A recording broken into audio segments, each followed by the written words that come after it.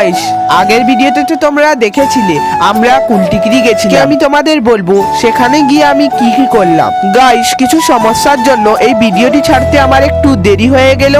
দেরি মানে অনেকটাই দেরি হয়ে গেছে। ভাবছিলাম ভিডিওটি আমি ছাড়বো না, কিন্তু যেহেতু কষ্ট করে ভিডিও করেছি তাই ভাবলাম ছেড়েই দি ভিডিওটা। ভিতরে ঢুকে আমরা প্রথমেই গেছিলাম ঠাকুরের প্যান্ডেলের দিকে।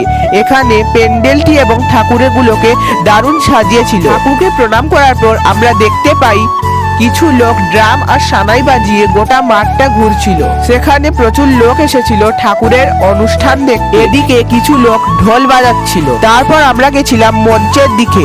এখানেও প্রচুর লোক বসে অনুষ্ঠান দেখছিল।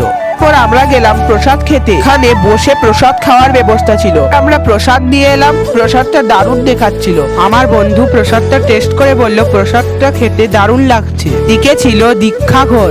তারপর আমরা একটু ঘুরে এসে আমরা আবার বসে গেছিলাম অনুষ্ঠান দেখতে। আমি একটা কাকুর কাছ থেকে দুটো ছোলা ভাজার প্যাকেট নিয়েছিলাম। আমার ভাই একটা আমলকির প্যাকেট নিয়েছিল। আমি একটা আমলকি নিয়ে টেস্ট করে দেখলাম, এটা খেতে ভালোই লাগছিল। তারপর আমরা বাসে চেপে বাড়ি পৌঁছে গেলাম।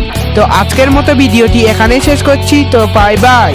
সো হে গাইস, আগের ভিডিওতে তো তোমরা দেখেছিলে আমরা কুলটিকিরি গেছি। আমি তোমাদের বলবো সেখানে গিয়ে আমি কি কি করলাম। গাইস, কিছু সমস্যার জন্য এই ভিডিওটি ছাড়তে আমার একটু দেরি হয়ে গেল।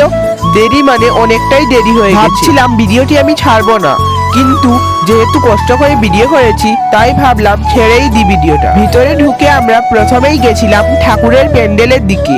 এখানে প্যান্ডেলটি এবং ঠাকুরের গুলোকে দারুণ সাজিয়েছিল। ঠাকুরকে প্রণাম করার পর আমরা দেখতে পাই কিছু লোক ড্রাম আর সানাই বাজিয়ে গোটা মাঠটা ঘুরছিল। সেখানে প্রচুর লোক এসেছিল ঠাকুরের অনুষ্ঠান দেখতে। এদিকে কিছু লোক ঢোল বাজাচ্ছিল। তারপর আমরা গেছিলাম মঞ্চের দিকে।